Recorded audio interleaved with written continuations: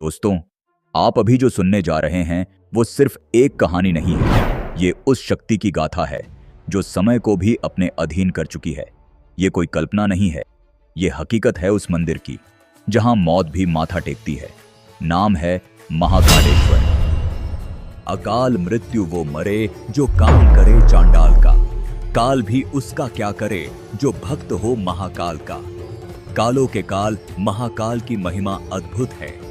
देश के अलग अलग कोने में भगवान शिव के 12 ज्योतिर्लिंग अपनी दिव्यता और सनातन के महत्व के कारण दर्शनीय हैं। इन्हीं में से मध्य प्रदेश के उज्जैन में स्थित महाकालेश्वर मंदिर रहस्यों से भरा हुआ है। उज्जैन की पवित्र धरती पर स्थित भगवान शिव का ये रूप जो केवल पूज्य नहीं बल्कि भयानक भी है। हर मंदिर की एक कहानी होती है, लेकिन इस मंदिर की कहानी रहस्य, मृत्यु और चमत्कार के बीच कहीं अटकी हुई है। उज्जैन का महाकाल मंदिर कोई साधारण शिवलिंग नहीं है। यह भारत के 12 ज्योतिर्लिंगों में से एक है, लेकिन इसका महत्व बाकी सभी से अलग है क्योंकि यहां विराजमान हैं कालों के भी काल महाकाल। कहते हैं जो इंसान महाकाल का नाम एक बार भी सच्चे मन से ले लेता है, उसके जीवन से डर और मृत्यु खुद पीछे हट जाते हैं। लेकिन क्या यह सिर्फ आस्था है या इसके पीछे छुपे हैं कुछ ऐसे रहस्य जिन पर विज्ञान भी खामोश है? इस मंदिर का कई पौराणिक ग्रंथों में काफी सुंदर वर्णन देखने को मिलता है। देश दुनिया से यहां सभी भगवान शिव के दर्शन करने पूरे साल आते हैं। लेकिन दोस्तों, जितना महाकालेश्वर का मंदिर लोगों के बीच पॉपुलर है, उससे कहीं ज्यादा ये अपने अंदर कई रहस्यों को समेटे हुए है। तो सवाल ये उठता है कि वो कौन सी वजह थी जिसके कारण इस मंदिर में भस्म आरती इंसान की देह की राख से की जाती थी? और क्या आज भी यहां पर इंसान की देह की राख से ही भस्म आरती की जाती है? क्या सच में यहां काल भी प्रवेश से पहले अनुमति मांगता है? क्यों कहते हैं कि यहां की आरती देखने मात्र से इंसान की आने वाली विपत्तियां टल जाती हैं? और वो कौन सी अनदेखी शक्ति है जो इस मंदिर से बाहर निकलते ही अदृश्य हो जाती है? इतिहासकार कहते हैं यह केवल पौराणिक मान्यता है, लेकिन साधु संत कहते हैं जिसने महाकाल को देखा नहीं, उसने मृत्यु को कभी समझा ही नहीं। कहीं यह मंदिर समय के नियमों को मोड़ने वाला कोई द्वार तो नहीं, या फिर यह है एक ऐसा स्थान जहां आत्माएं चैन की तलाश में आती हैं? और सबसे बड़ा सवाल, क्यों इस मंदिर के कोतवाल काल भैरव को शराब चढ़ाई जाती है? और आश्चर्यचकित कर देने वाली बात तो यह है कि यहां पर चढ़ाई गई सैकड़ों हजारों लीटर शराब आखिर कहां पर गायब हो जाती है? क्या काल भैरव स्वयं इस शराब का भोग कर लेते हैं? और जब अंग्रेजों ने शराब के इस रहस्य को सुलझाने की कोशिश करने के लिए मंदिर की खुदाई करवाई, तब ऐसा क्या हुआ जिसे देखकर अंग्रेजों के पसीने छूट गए और डर से फिर कभी काल भैरव मंदिर में प्रवेश भी नहीं किया? इतिहास में ऐसी कौन सी घटनाएं घटी है जिसकी वजह से उज्जैन में कोई भी मंत्री या प्रधानमंत्री रात नहीं ठहरता? और मध्य प्रदेश के मुख्यमंत्री मोहन यादव ने इस परंपरा को किस तरह से तोड़ा और उन्हें कुछ क्यों नहीं हुआ? आखिर क्यों इस मंदिर के सामने से बारात को नहीं गुजारा जाता है? क्यों भक्तों को अलग अलग रूप में दर्शन देते हैं महाकाल? मंदिर के विस्तारीकरण के दौरान पुरातत्व विभाग को मिले नरकंकालों के पीछे आखिर कौन सा रहस्य छिपा है? इन तमाम सवालों के जवाब आपको आज की इस वीडियो में जानने को मिलने वाले हैं।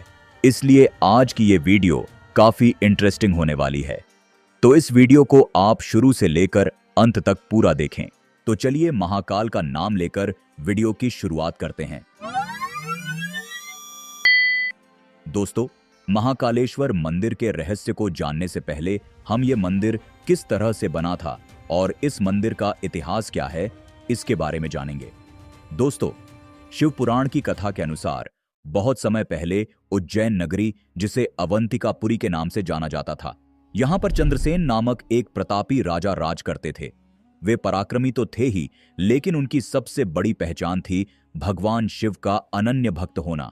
उनके राजमहल में एक अलौकिक शांति का माहौल था।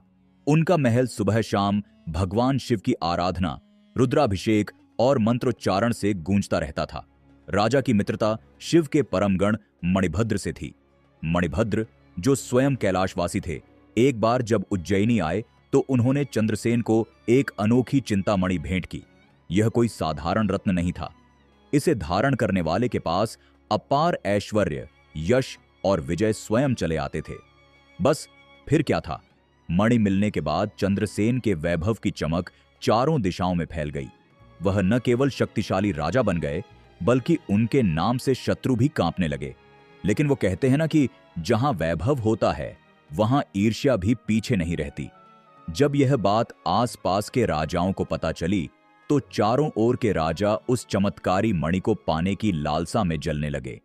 एक दिन कुछ राजाओं के साथ मिलकर रिपुरंजन और चंद्रभानु ने उज्जैनी पर चढ़ाई कर दी। युद्ध के नगाड़ों की गूंज से धरती थर्रा उठी। उनकी सेना के सामने चंद्रसेन की सेना काफी कमजोर थी। चंद्रसेन की सेना के सामने शत्रुओं की विशाल सेना थी, लेकिन राजा चंद्रसेन तनिक भी विचलित नहीं हुए। उन्हें विश्वास था कि उनकी शक्ति किसी मणि में नहीं, बल्कि महाकाल की भक्ति में है। इसलिए उन्होंने शस्त्र नहीं उठाए, बल्कि एक तपस्वी की तरह महाकाल वन की ओर बढ़ गए, जहां उन्होंने आंखें मूंद लीं और भगवान शिव के ध्यान में लीन हो गए। उन्होंने ओम नमः शिवाय मंत्र का जाप करना शुरू किया। धीरे धीरे उनकी आत्मा उस महाशक्तिशाली परम शिव में विलीन हो चुकी थी। उसी समय उज्जैनी में एक और संकट सिर उठा रहा था। वह था एक भयानक राक्षस दूषण, जो वेद, यज्ञ और भक्ति का विरोधी था। उज्जैन में शिव भक्तों की बढ़ती संख्या और पूजा पाठ देखकर वह क्रोधित हो उठा। वह अपने असुर सैनिकों के साथ उज्जैन पर आक्रमण करने निकल पड़ा। उसकी मंशा शिव भक्तों का अंत करना, मंदिरों को तोड़ना और भक्ति की जड़ें उखाड़ फेंकना और खुद को भगवान घोषित करना था। उसने उज्जैन की जनता पर अत्याचार करना शुरू कर दिया, जिसकी वजह से अवंतिका यानी कि उज्जैन की जनता में हाहाकार मच गया और वह यहां वहां अपनी जान बचाकर भागने लगे। अब अवंतिका दो दिशाओं से घिर चुकी थी, एक ओर लोभी राजा और दूसरी ओर राक्षसी शक्ति। शहर भय, आशंका और अराजकता में डूब चुका था। इसी दौरान आक्रमण के भय के कारण अवंतिका के एक कोने से एक विधवा गोपी अपने 5 साल के बेटे के साथ आश्रय की तलाश में भटकती हुई उसी महाकाल वन में पहुंच गई। उसने देखा कि एक राजा, जिसने जरूर ऐश्वर्य का जीवन जिया होगा, अब साधक की तरह तपस्या में लीन है। यह दृश्य अद्भुत था। उसका बालक, जो उत्सुक और जिज्ञासु था, राजा को शिव की भक्ति में देखकर मंत्रमुग्ध हो गया। वह भी वहीं थोड़ी दूर बैठ गया और एक छोटा सा शिवलिंग बनाकर उसकी पूजा करने लगा। फूल, जल, बेलपत्र जो भी पास मिला वह शिवलिंग पर चढ़ाता गया। धीरे धीरे वह शिव भक्ति में इतना खो गया कि मां की आवाजें भी उसे सुनाई नहीं दे रही थीं। उसकी मां बार बार बुलाती रही, आजा बेटा, भूख लगी होगी। लेकिन बालक का मन अब शिव में रम चुका था। अंत में मां का धैर्य जवाब दे गया। वह वहां पहुंची जहां उसका बेटा पूजा कर रहा था। क्रोध में आकर उसने पूजा की सारी सामग्री फेंक दी और बालक को पीटने लगी।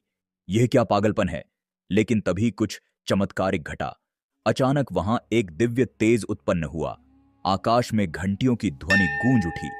तेज रोशनी के बीच एक भव्य मंदिर का निर्माण होता दिखाई दिया और जब सब शांत हुआ तब उस जगह एक दिव्य शिवलिंग प्रकट हो चुका था, जिस पर वही फूल और बेलपत्र छड़े हुए थे जो उस बालक ने पहले चढ़ाए थे। शिव स्वयं प्रकट हो गए। उनकी कृपा उस मासूम भक्त पर बरस पड़ी थी। मां हैरान रह गई थी, लेकिन उसने पहली बार जाना कि सच्ची भक्ति न उम्र देखती है, न साधन, वो बस भाव देखती है। यह घटना जंगल में आग की तरह फैल गई। जब यह समाचार चंद्रसेन को मिला तब वे दौड़े दौड़े उस स्थान पर पहुंचे। उन्होंने देखा कि शिव स्वयं एक दिव्य लिंग रूप में प्रकट हुए हैं। उनकी आंखों से आंसू बह निकले। उनका विश्वास, उनकी तपस्या, उनकी भक्ति अब मूर्त रूप में सामने थी। लेकिन यह सिर्फ भक्त की परीक्षा नहीं थी, यह राक्षस दूषण के अंत का समय भी था। जैसे ही शिव प्रकट हुए उन्होंने अपना रौद्र रूप धारण कर लिया और महाकाल बन गए।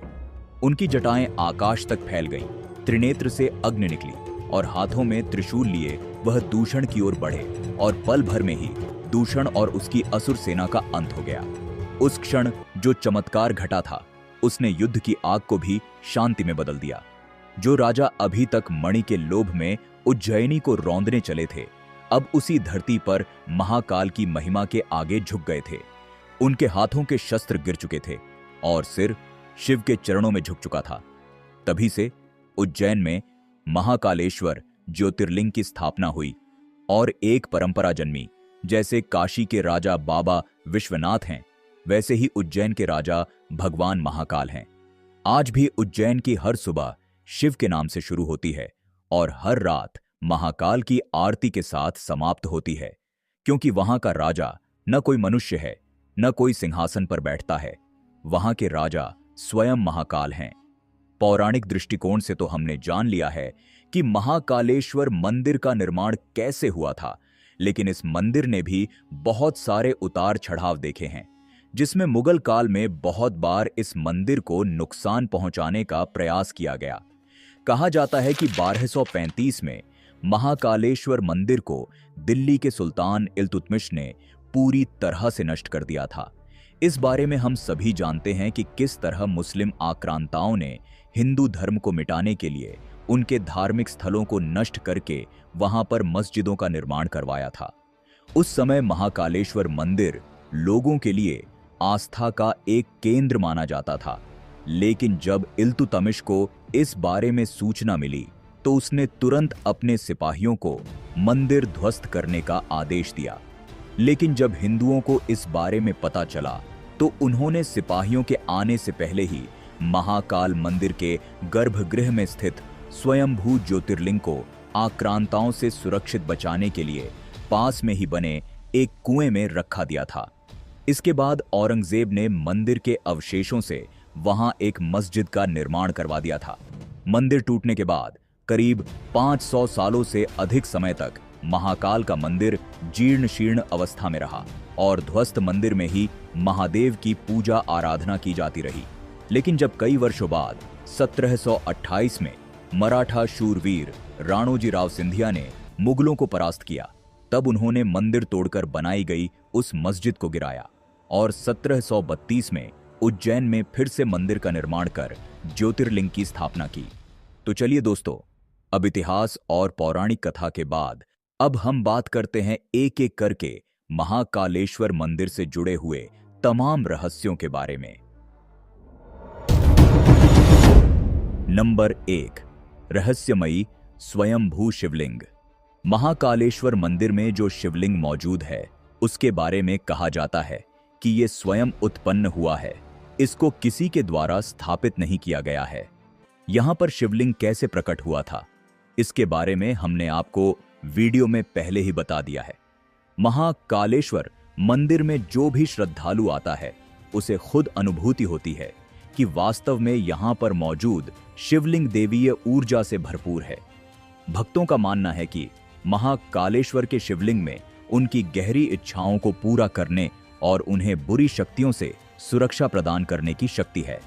महाकालेश्वर मंदिर के शिखर के ठीक ऊपर कर्क रेखा गुजरती है, इसलिए इसे पृथ्वी का नाभिस्थल भी कहा जाता है।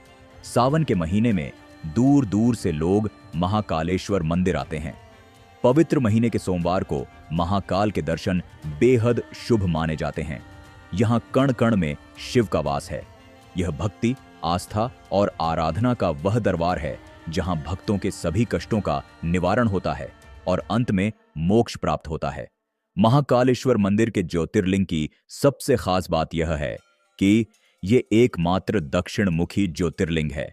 हिंदू धर्म शास्त्रों के अनुसार दक्षिण दिशा मृत्यु और परलोक से जुड़ी है।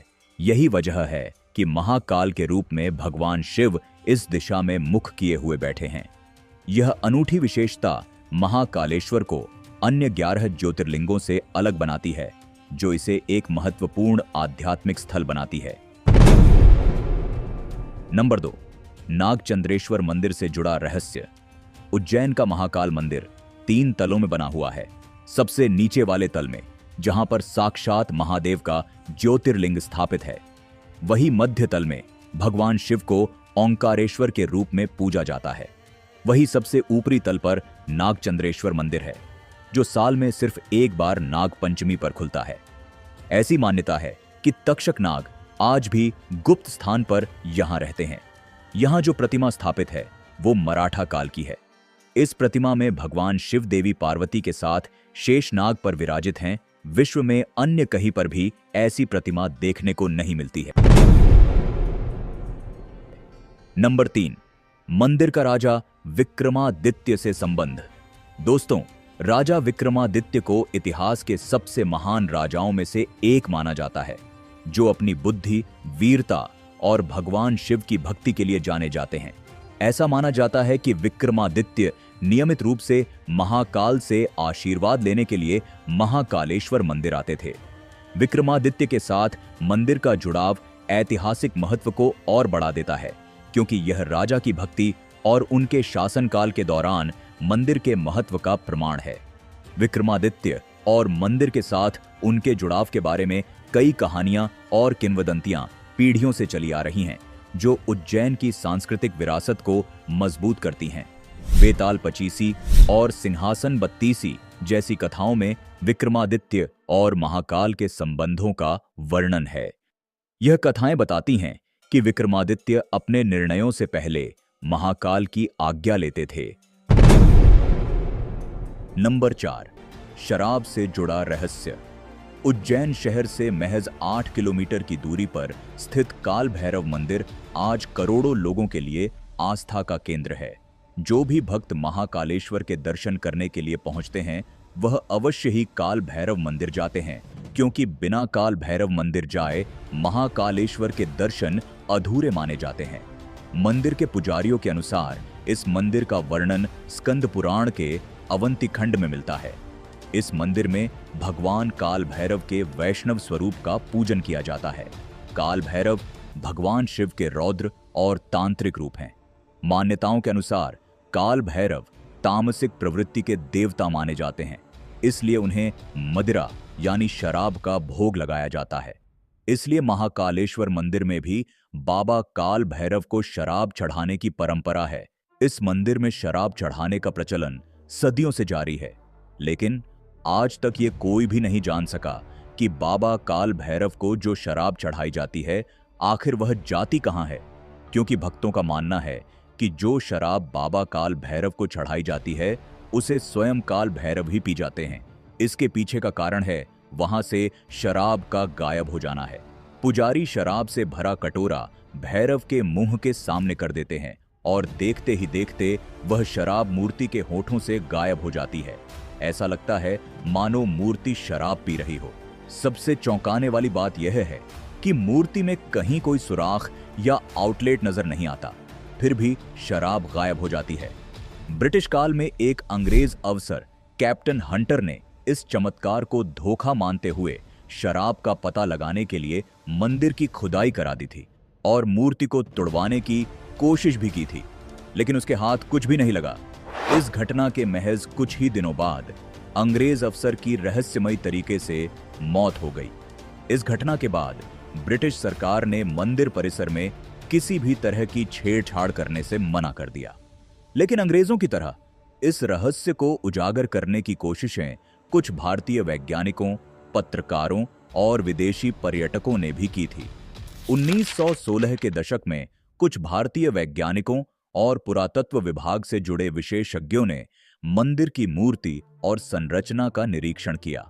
उन्होंने मूर्ति में छेद या पाइपलाइन की जांच करने की कोशिश की, क्योंकि उनको ऐसा लगता था कि मूर्ति के अंदर कोई पाइपलाइन जुड़ी हुई है, जिसके जरिए से शराब कहीं एक जगह पर जमा होती होगी। आधुनिक उपकरणों से स्कैनिंग भी की गई, लेकिन शराब का कहीं भी जमा होने का उन्हें कोई भी बहाना नहीं मिला। इसी तरह से कुछ जर्मन और फ्रेंच डॉक्यूमेंट्री टीमों ने काल भैरव मंदिर पर वीडियो बनाए। उन्होंने HD कैमरों और माइक्रोफोन से मूर्ति की हरकतें रिकॉर्ड करने की कोशिश की, लेकिन कैमरे में मूर्ति के होठों से शराब गायब होती देखी गई, लेकिन उन्हें कोई छेद नजर नहीं आया। एक ब्रिटिश टीम ने इसे a case of collective divine illusion कहकर संबोधित किया, यानी ये आस्था और रहस्य का अद्वितीय मिश्रण है। डॉक्टर वाकणकर तुरंत एक अपनी टीम को लेकर विक्रम विश्वविद्यालय से खुदाई करने पहुंचे और खुदाई की जमीन के अंदर तक, और देखा कि वहां पर कहीं भी वो वाइन उन्हें दिखाई नहीं देती है।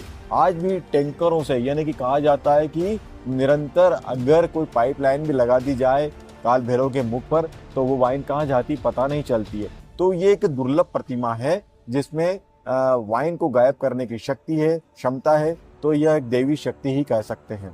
इसके अलावा कई पत्रकारों ने काल भैरव मंदिर की रिपोर्टिंग की, खासकर टीवी चैनल्स जैसे आज तक, एनडीटीवी, हिस्ट्री टीवी, 18 आदि ने इस पर कार्यक्रम चलाए। लेकिन हर रिपोर्ट का निष्कर्ष यही रहा कि यह आस्था, तंत्र और चमत्कार का सम्मेलन है जिसे आज तक विज्ञान पूरी तरह नहीं समझ पाया है। कहा जाता है कि जब औरंगजेब के सैनिक काल भैरव मंदिर को नष्ट करने के लिए पहुंचे, तब अचानक कई सारे कुत्ते एक झुंड में प्रकट हुए और सैनिकों पर हमला कर दिया। कुत्तों के काटने से कई सैनिक घायल हो गए और उनमें से कुछ पागलपन का शिकार हो गए। यह घटना इतनी भयावह थी कि सैनिकों ने एक दूसरे पर हमला करना शुरू कर दिया। औरंगजेब के सैनिक आपस में ही एक दूसरे को मारने, पीटने और काटने लगे। ये देखकर औरंगजेब घबरा गया और उसने अपने अंगरक्षकों को आदेश दिया कि वे उन सैनिकों को मार दें जो पागल हो गए हैं, ताकि वे अन्य सैनिकों या स्वयं औरंगजेब पर हमला न कर सकें। इस घटना के बाद औरंगजेब ने काल भैरव मंदिर पर आक्रमण का विचार त्याग दिया और वहां से लौट गया। इस मंदिर में जब किसी भक्त को कोर्ट केस मुकदमे में सफलता हासिल होती है, तब वह बाबा के दरबार में आकर मावे के लड्डू का प्रसाद चढ़ाते हैं। तो वहीं जिन भक्तों की सूनी गोद भर जाती है, तब वे यहां बाबा को बेसन के लड्डू और चूरमे का भोग लगाते हैं। प्रसाद चाहे कोई भी क्यों न हो, बाबा के दरबार में आने वाले हर भक्त सवाली होता है और बाबा काल भैरव अपने आशीर्वाद से उसके कष्टों को हरने वाले देवता है। महाकाल की नगरी होने से काल भैरव को उज्जैन नगर का सेनापति भी कहा जाता है। काल भैरव को शत्रुनाशक भी कहा जाता है। यहां मराठा काल में महादजी सिंधिया ने युद्ध में विजय के लिए भगवान को अपनी पगड़ी अर्पित की थी। पानीपत के युद्ध में मराठों की पराजय के बाद तत्कालीन शासक महादजी सिंधिया ने राज्य की पुनर्स्थापना के लिए भगवान के सामने पगड़ी रख दी थी। उन्होंने भगवान काल भैरव से प्रार्थना की कि युद्ध में विजयी होने के बाद वे मंदिर का जीर्णोद्धार करेंगे और फिर काल भैरव की कृपा से महादजी सिंधिया सभी युद्धों में विजय हासिल करते चले गए। इसके बाद उन्होंने मंदिर का जीर्णोद्धार करवाया।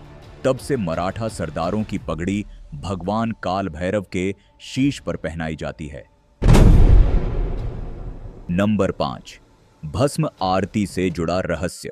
दोस्तों, भारत के ज्यादातर मंदिरों के अंदर भगवान की जब भी आरती की जाती है तो दिए की बाती को प्रज्वलित करके की जाती है, लेकिन महाकालेश्वर मंदिर में जब भगवान शिव की आरती की जाती है तब वह भस्म की राख से होती है।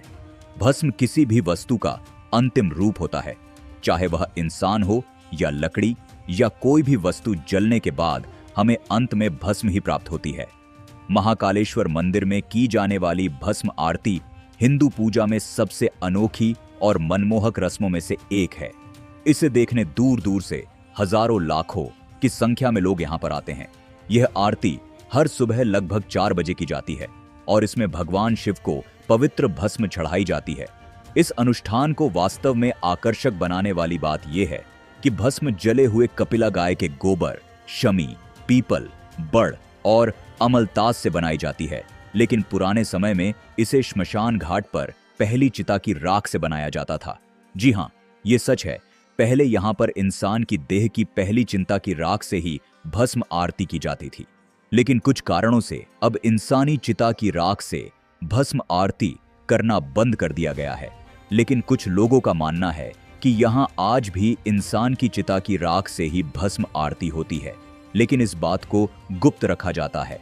इंसानी चिता की राख से भस्म आरती की परंपरा हजारों वर्ष पहले शुरू हुई थी, जब उज्जैन को अवंतिका कहा जाता था और यह क्षेत्र महाकाल वन कहलाता था। यहाँ पर भस्म आरती को देखने के लिए सैकड़ों हजारों की संख्या में भक्त आते हैं, जो इसे देखने को बड़ा सौभाग्य मानते हैं।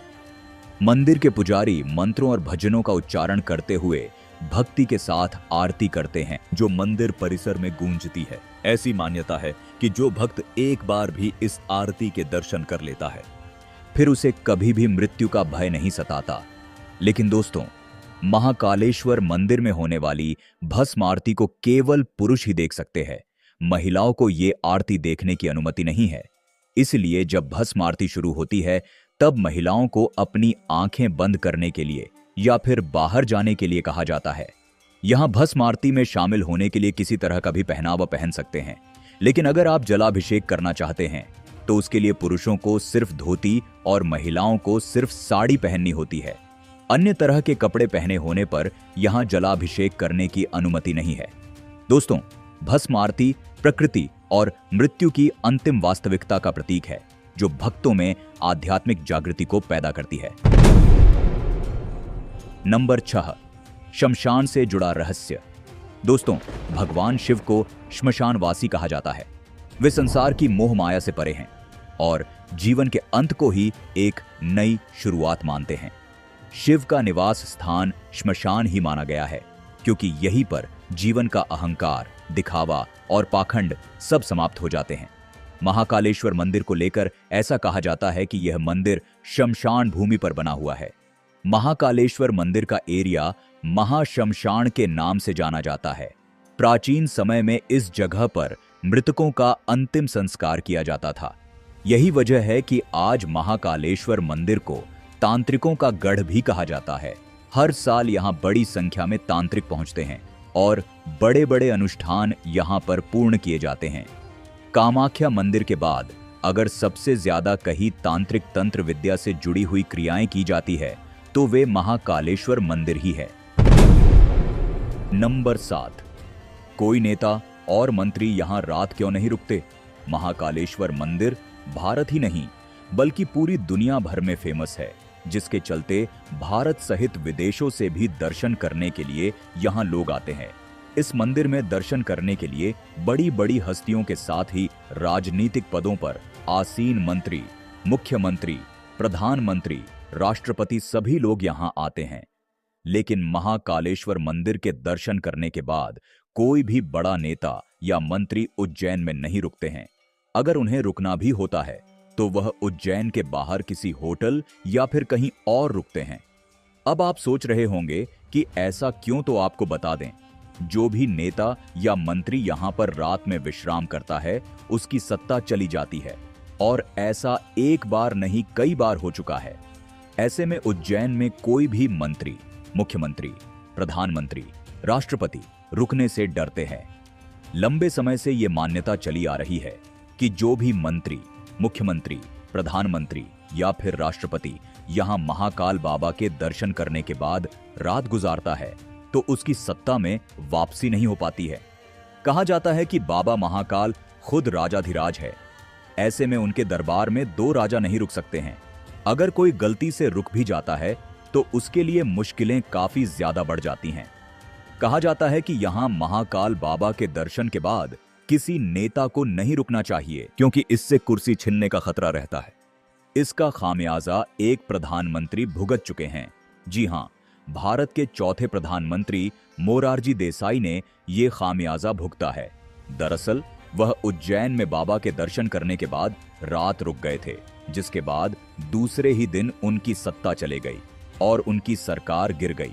इतना ही नहीं, कर्नाटक के मुख्यमंत्री येदियुरप्पा भी यहां रात रुक गए थे। ऐसे में उन्हें भी अपने पद से 20 दिनों के अंदर ही त्याग पत्र देना पड़ गया था। इन घटनाओं के चलते ये बात प्रबल हो गई कि उज्जैन में रात्रि विश्राम करना शासकों के लिए अशुभ हो सकता है। प्रधानमंत्री नरेंद्र मोदी भी महाकालेश्वर मंदिर के दर्शन करने के लिए कुछ समय पहले गए थे, लेकिन वह भी उज्जैन की नगरी में नहीं रुके थे। लेकिन मध्य प्रदेश के वर्तमान मुख्यमंत्री मोहन यादव, जो स्वयं उज्जैन के निवासी हैं, ने इस मान्यता को तोड़ते हुए 16 दिसंबर 2023 की रात उज्जैन में रात बिताई। उन्होंने कहा, मैं महाकाल का बेटा हूं, इसलिए रुक सकता हूं। उनका मानना है कि महाकाल पूरे ब्रह्मांड के राजा हैं और हम उनके केवल सेवक मात्र हैं, इसलिए उनके नगर में रुकने में कोई आपत्ति नहीं होनी चाहिए। उज्जैन में शासकों का रात्रि विश्राम न करने की परंपरा एक प्राचीन मान्यता पर आधारित है, जिसे समय समय पर विभिन्न घटनाओं से बल मिला है।